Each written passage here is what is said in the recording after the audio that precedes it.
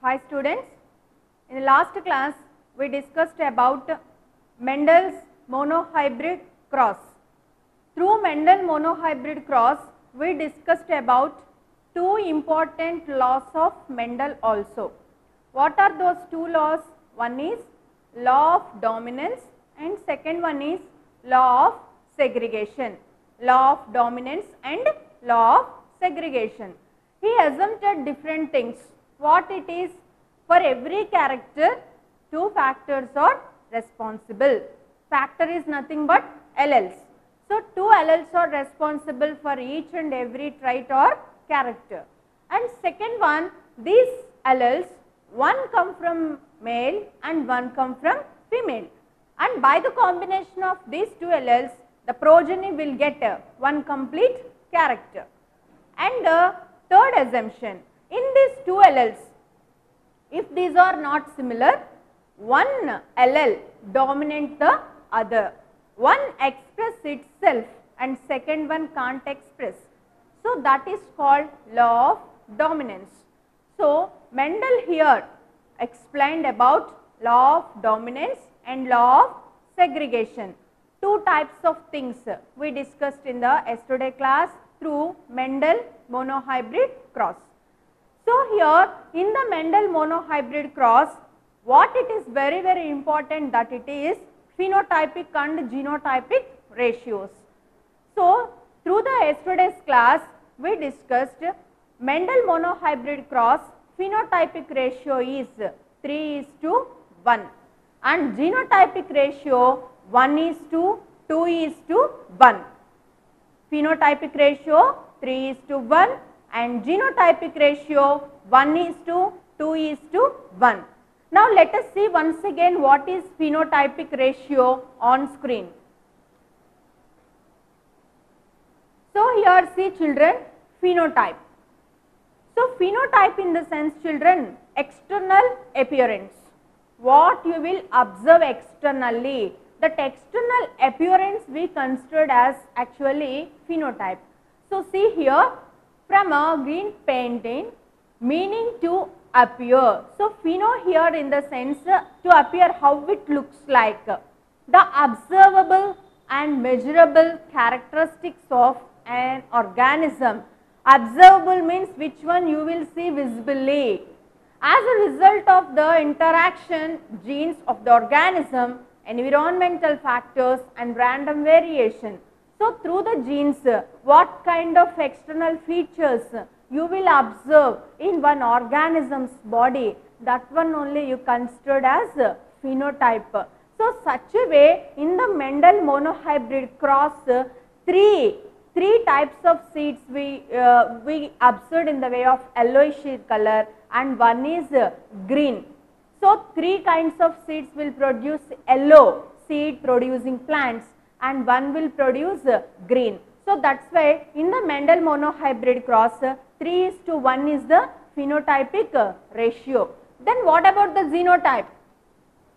Here you see the genetic makeup of a cell, an organism or an individual that contributes to its phenotype.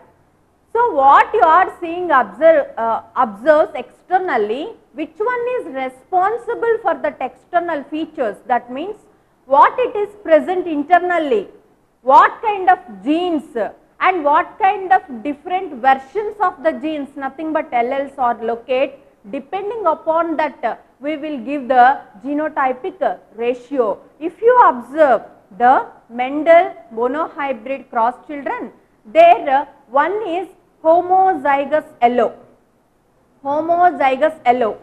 and two are yellow only, but those are heterozygous yellow. So, one is homozygous yellow 1, two are heterozygous yellow 2 and one is homozygous green. So, 1:2:1 ratio we observe in the Mendel monohybrid cross. One is depend upon the external features phenotype and one depend upon the alleles. So, that means the genes are responsible for giving the genotypic ratio. So, like this phenotype and genotypic ratios we will mention for Mendel monohybrid cross. And the similar way, for a better understanding of this Mendel monohybrid cross, in our textbooks they mention one activity also, children. What it is? A simple activity. They are saying to prepare one chart with 4 boxes, and we need to place 4 long strips and 4 short strips, means pieces of paper, 3 centimeters or inches long, 1 centimeters breadth, like that only 2 centimeters length in one way, means one is long and another one is short. So such a kind of, depending upon your boxes, here we are discussing with 4 boxes. So we need to place 4 boxes on a chart with a sketch pen, you need to place it, and you prepare 4 long strips and 4 short strips. Now keep 2 bags along with you, bag A and bag B. Okay. So in these strips, 2 long strips, 2 short strips, and another bunch is having again 2 long strips, 2 short. That means out of 4 long and out of 4 short, we are dividing into 2 groups. One group you keep in bag A and another group you keep in bag B. That means each bag is having 2 long strips and 2 short strips. Okay. Now what you prepared, the chart with 4 boxes, that keep in front of you, and take one slip from bag A, stick on the first box, and take another strip from bag B, and that also stick in first box. That means first box is having 2 strips, one came from bag A, one came from bag B. So like that you fill all 4 boxes with 1 strip from bag A, 1 strip from bag B. Now how many strips in each and every bag you will observe? 2 strips. 2 strips. What kind of strips it may be? What kind of strips it may be? Maybe those are 2 are similar, that means 2 may be long strips, otherwise 2 may be short strips, otherwise 1 long strip and 1 short strip. Like that only it will form, like exactly our Mendel monohybrid cross. So in what way you will observe the combinations? In what way you are selecting the strips from 2 bags? Like that only in the progeny also, take 1 allele from one parent, 1 allele from one parent. By the combination of these 2 alleles, progeny will get the character. Progeny will get the trait. So like that Mendel monohybrid cross is very clear, and he proven experimentally, and he submitted his research paper with total and complete experimental data. So like this Mendel explained 2 laws with monohybrid cross. Now we need to discuss about the Mendel's dihybrid cross. For what sake Mendel conducted experiments on this dihybrid cross, you know children, that is because to prove Mendel's law of independent assortment. So he said about 3 laws: law of dominance, law of segregation, third one is law of independent assortment. So to prove this one and to show this independent assortment clearly, he selected one more experiment, and he proven through this experiment the factors appear independently without mixing together. Factors appear independently without mixing together. They will maintain their identity. They won't lose anywhere their identity. So that only we considered as Mendel's dihybrid cross. It shows law of independent assortment. So for his what he did. So how can we understand this independent assortment? Now let us see here what it is going on. Mendel selected here 2 characters. In the monohybrid cross, he selected only one character, that is color of seed. Okay. But here he selected 2 traits. 2 characters he selected. Okay. So what are those 2 characters? One is the color, another one is shape.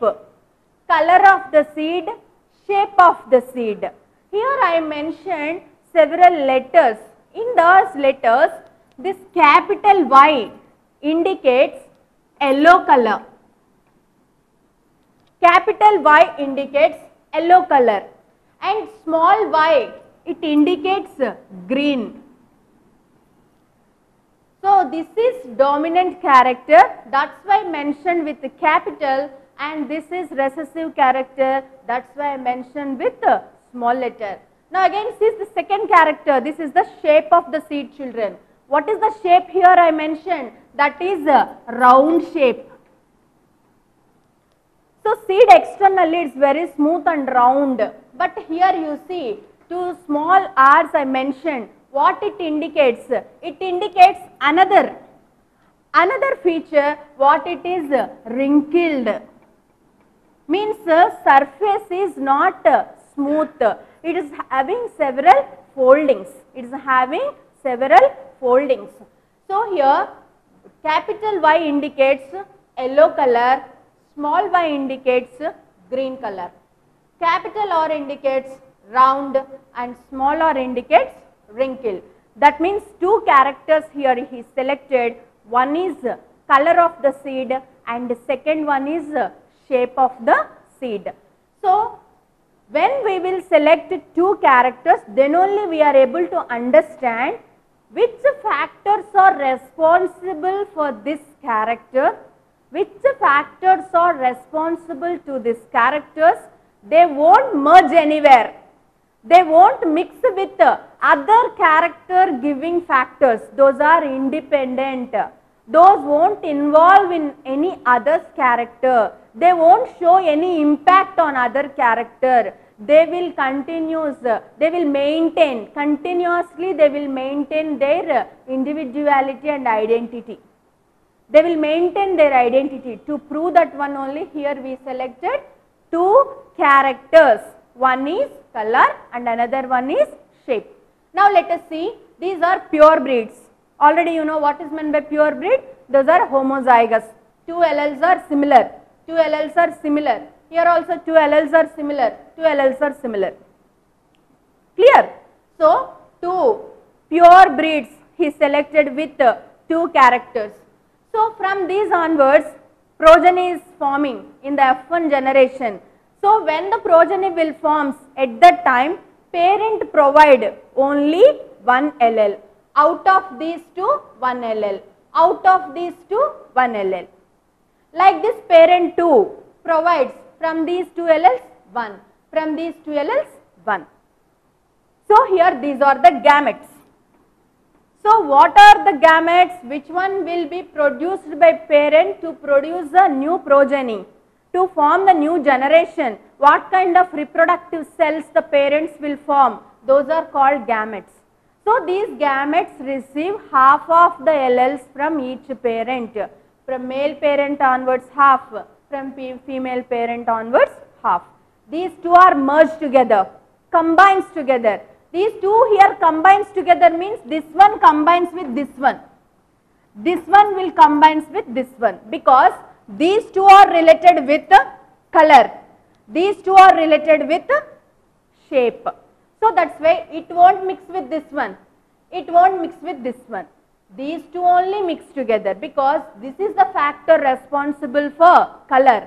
This is the factor responsible for color. So these two mix together and they form capital Y and small y, like exactly like monohybrid cross.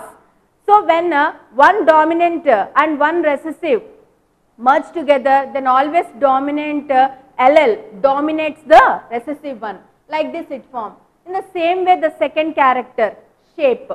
So this is a factor for shape and this is another factor for shape.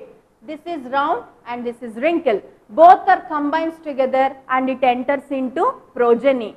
Now what kind of character the progeny shows? That it is no doubt yellow and round. Yellow and round. So what it is, the one parent yellow and round in the same way. But what is the difference here? This is pure but this is heterozygous. How it became heterozygous? By the combination of another parent. So like this, first generation F1 forms. Okay. So like this F1 generation formed. So by taking the gametes from the F1 generation, these two. So these two gametes I wrote here, and these two gametes here, and this one with this one with this one. So anyway, they may form to the new generation. Okay, these two may merge together, these two may merge together. So these two may merge together, these two may merge together. So like that, possible gametes I wrote here. How many possible gametes came? 4 possible gametes came. 4, here the one parent, here the one parent, because all F1 generation are having similar features. That's why here from this onwards I selected 2 parents, and those 2 parents are having such a way 4 different kinds of gametes. Okay. Now Mendel observed the F2 generation. So F2 generation, he crossed these two, he crossed these two, he crossed this, he crossed this. Like that, he crossed the gametes of F1 generation. Then what kind of progeny appeared here? See, by merging of yellow round with yellow round, finally we got yellow round progeny. This is homozygous. See here, yellow merged with yellow, round merged with wrinkled. But here round is the dominant one. So that's why we got such a kind of progeny, yellow and round. And here yellow and round are merging with green and round. So finally yellow and round we got. Depending upon the dominant allele, the progeny forms. So if you merge all these together, means these 4, if you are merged with these 4, then 16 offsprings will form. In these 16 offsprings, 9 are yellow and round. See, 1, 2, 3, 4, 5, 6, 7, 8, 9. So yellow and round characteristic features containing progeny are 9 in number. Next, green and round. So green and round. See here, this is one green and round, this is one green and round, and this is another green and round. 3 green and round character containing progeny are formed. Next, yellow and wrinkled. So how many yellow and wrinkled are formed? Here one, here another one, and this is another one. 3 yellow and wrinkled character containing progeny are formed. Last and finally you see, this is green and wrinkled. So this is exactly like a parent, and this is also exactly like a parent. Here anywhere if you observe, one character factors won't merge with any other character. And one factor, if it is present in anywhere, for example here the green it is present, but it won't loses its identity. Like green only it will be present. Here round is present, wrinkled is present. Wrinkled can't express itself, but it is present, it won't loses its identity, and it won't merge with any other factor also. So characters appeared different manner, and it won't merge with any other one, and at the same time the factors which are responsible for the character, those won't loses its identity. That it is called law of independent assortment.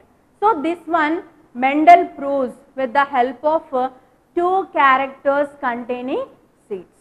So here also he used pea plant only, and he selected 2 characters, that it is shape and color. With the help of these 2 characters, he proven factors are responsible for character, but that character appeared independently without mixing with any other, and the character is individual, it won't loses its identity, like that he proven. So that one only here I am trying to show you on screen. So once see here, phenotype and genotype, what you looks externally.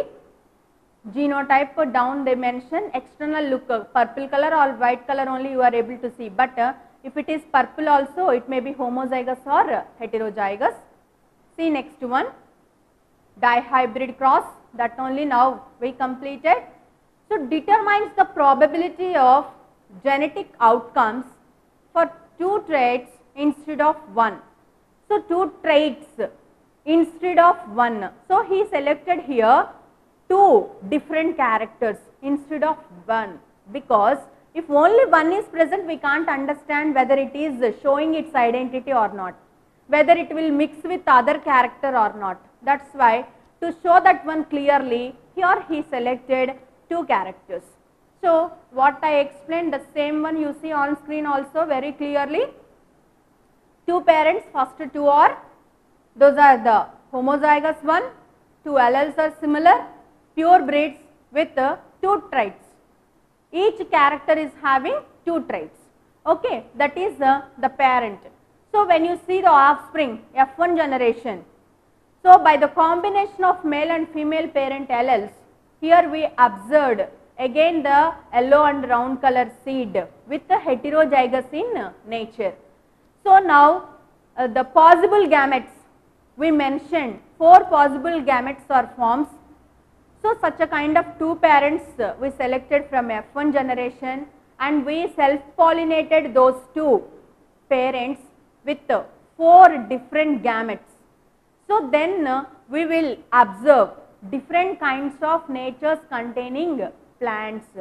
So there you are able to see the phenotypic ratio, only this is phenotypic ratio, that means what you observed externally. By seeing the appearance of the character, here we mentioned the phenotypic ratio that it is 9:3:3:1. So how it came, you may got a doubt that for that only this checkerboard it is. So capital Y and capital R, they are merged with capital Y and capital R, then we got yellow and round. When you are mixed the yellow round with the green round, then obviously you will get yellow round. Like that yellow round, if you mix with yellow wrinkled, then obviously you will get yellow round.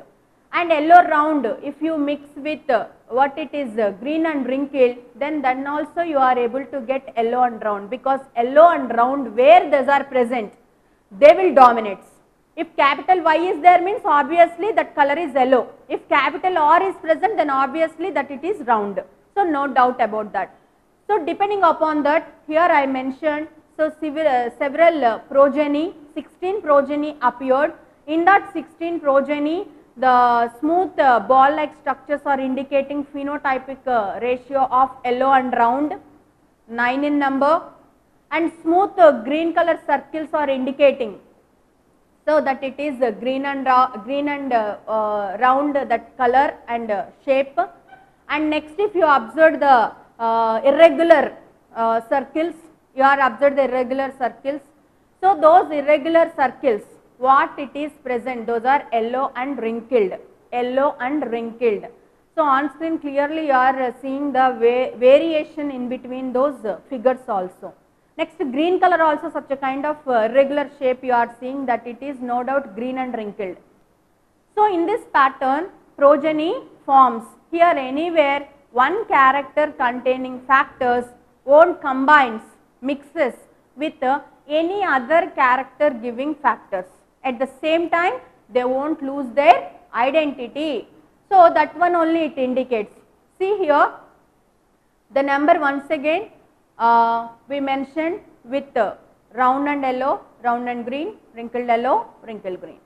9:3:1. This is the phenotypic ratio. So this is Mendel dihybrid cross. Very clearly in annexure part also we are seeing the same Mendel dihybrid cross in our textbook. The same one here we discussed. After monohybrid cross, we need to know about the dihybrid cross also, because to know the important third law, what it is, law of independent assortment. So when in this chemicals nature, there is a variations will appear, then only we are able to see several changes in the organism body.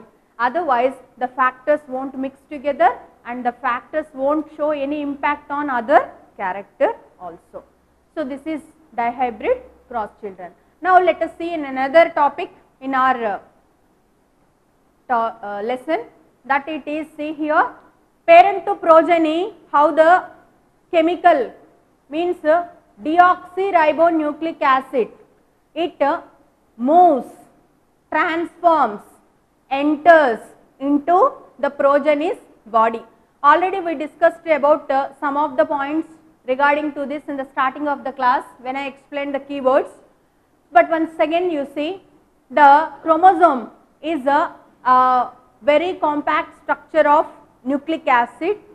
In the nucleus, nucleolus are present, is a dark stained body. In the nucleolus, nucleic acids are present. Maybe it is in the way of ribonucleic acid or it may in the form of deoxyribonucleic acid. So, this it is forms like a long thread like structure.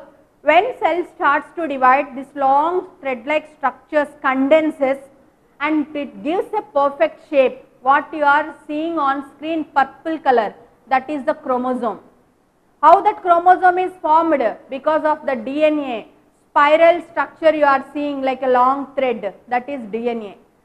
So, in the DNA where the gene is located, see, that is a small segment.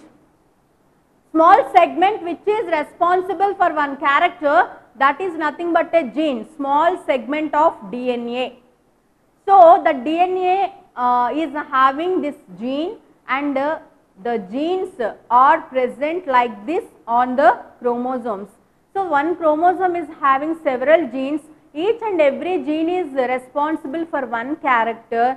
To show different version, the gene is consists 2 alleles. To show different version, the gene consists 2 alleles. So, like this, nucleus consists the genetic material. The genetic material forms chromosomes. Chromosomes are having genes, different version of the genes we considered as alleles. So, like this, the important features that are present inside the nucleus, which one are responsible for different characters of progeny, those are present in the nucleus. Through that only it passes from one generation to another generation. So, if this characters or transforms from parent to offspring, that one we considered as heredity. If it transforms from one generation to another generation continuously, that is called inheritance. Inheritance. So, like that, different kinds of characters, it transforms from one to another.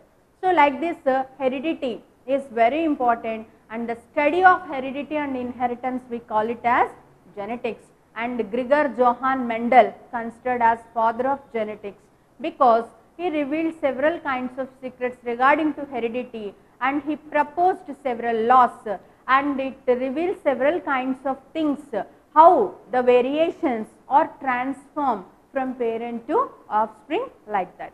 Now, let us see another important aspect on screen, that is, so this is the chromosome. Once again, to show you the gene. What is gene? I am giving a clear cut picture.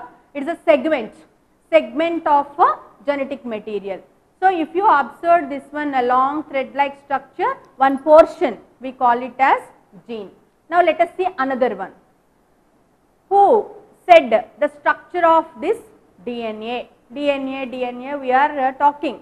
What is the structure of DNA? How it looks like? What it consists? Who said all this information? That it is done by 2 scientists, Watson and Crick. Up to that, several experiments done by several scientists, but a clear cut picture regarding to DNA molecule we got in Cambridge by Watson and Crick in 1953. So, in those days, these 2 scientists worked on this nucleic acid genetic material, and they said different aspects regarding to the genetic material. How DNA looks like? DNA looks like a double helical structure. Double helical structure. If you observe the previous one, see double helical structure. How it is looking like? If you are make a spiral of a ladder or step stairs it will be there, no? To step out the next floor, what we will use? The steps. Staircase. If you are spiral the staircase, how it looks like that the DNA also looking like. So it is a spiral staircase, double helical structure, like that said by Watson and Crick. So these two scientists said this framework of staircase is having sugar and phosphate bonds. Sugar and alternate sugar and phosphate bonds are formed this framework of the staircase, like that they said. And one more thing, these steps are joined with a framework with several chemicals. Those chemicals we call it as bases. Those chemicals we call it as bases. So see the bases. So every step like one also consists two colors, children.